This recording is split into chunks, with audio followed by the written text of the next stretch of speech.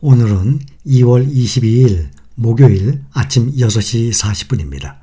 미국의 중앙은행 페드 연준 위원들이 물가 관리를 위해서 조기 금리 인하가 위험하다는 인식을 가지고 있는 것으로 나타났습니다. 오늘 미국 증시는 연준의 조기 금리 인하 기대가 후퇴한 것에 영향을 받아서 혼조세를 보였습니다. 미국 연준의 올해 첫 연방공개시장위원회 의사록 발표와 엔비디아 실적 발표를 앞두고 4대 지수는 불안감 속에 하락 출발을 했었습니다. 그러다가 FOMC 의사록 발표 즈음에서는 반등에 성공을 했다가 다시 의사록 발표 뒤에는 다시 하락을 했다가 이후 다우와 S&P 500이 상승 반전했습니다. 오늘 다우 0.13% 상승하고 S&P 500도 똑같이 0.13% 상승해서 4,981. 나스닥은 0.32% 하락 15,580. 필라델피아 반도체 0.24% 하락 4,446입니다. 기술주들이 오늘은 하락했습니다.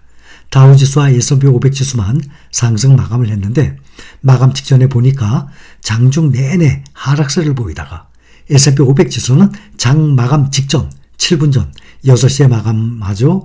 5시 53분부터 갑자기 플러스로 이제 전환을 하더군요. 또 다우지수는 5분 전에 상승세로 돌아졌습니다. 다우지수와 S&P 500 지수는 3거래일 만에 반등에 성공을 했고 나스닥 3일 연속 하락세를 이어가고 있습니다. 오늘은 일단 엔비디아 실적이 고평가됐다는 우려가 시장을 지배했었습니다. 빅테크주들 보면 빅7 종목들은 애플, 알파벳, 아마존, 3개 종목이 오른 반면에 나머지 종목들은 모두 내렸습니다. 마이크로소프트 0.15% 하락, 메타 0.68% 하락.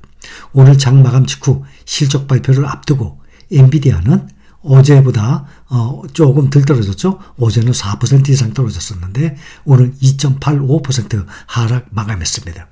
엔비디아는 지난해 240%나 폭등을 한 데 이어서 올 들어서도 한 달여 만에 50% 정도 급등을 했었습니다.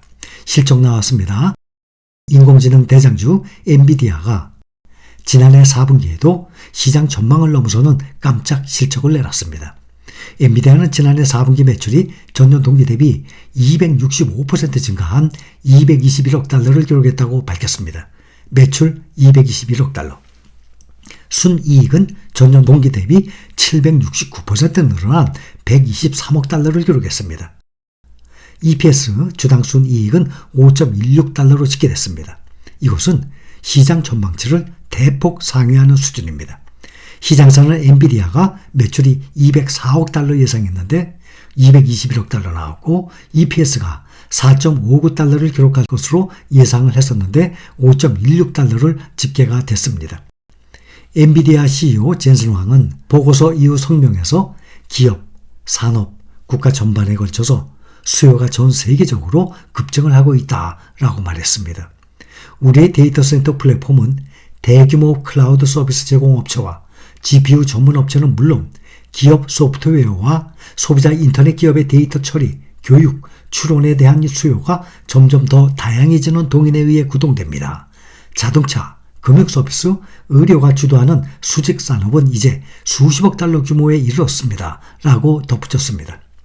엔비디아의 매출은 서버용 AI 칩, 특히 H100 판매 호조에 힘입어 1년 전보다 265%나 증가했습니다. 특히 서버와 관련된 데이터 센터 매출은 409%나 증가한 184억 4천만 달러를 기록을 했습니다.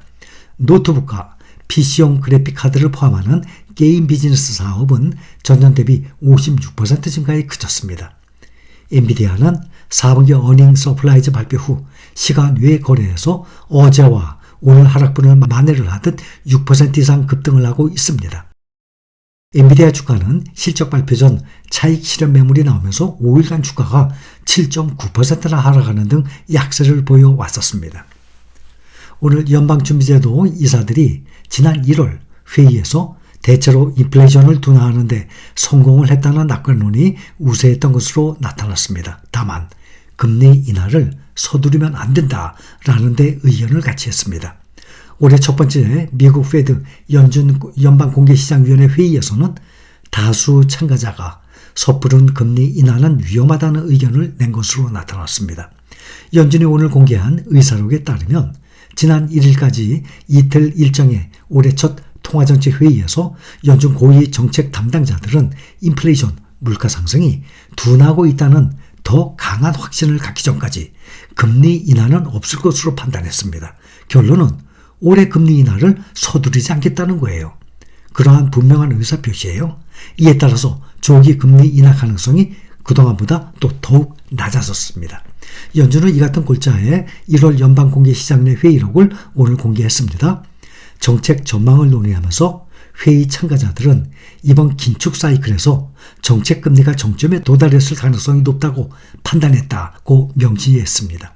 연준은 오늘 공개한 지난달 30일, 31일 FOMC 회의 의사록에서 참가자들은 긴축적인 통화정책 기조를 얼마나 오랫동안 유지해야 하는지와 관련해서 불확실성을 강조했다면서 이같이 전했습니다.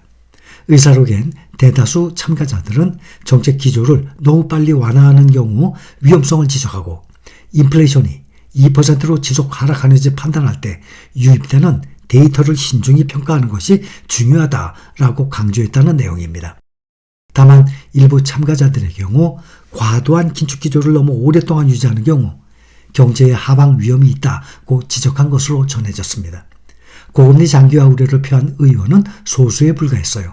의사록은 2명만이 너무 오래 제약적 기조를 유지하는 데 따른 경제 하강 위험을 지적했다라고 전했습니다.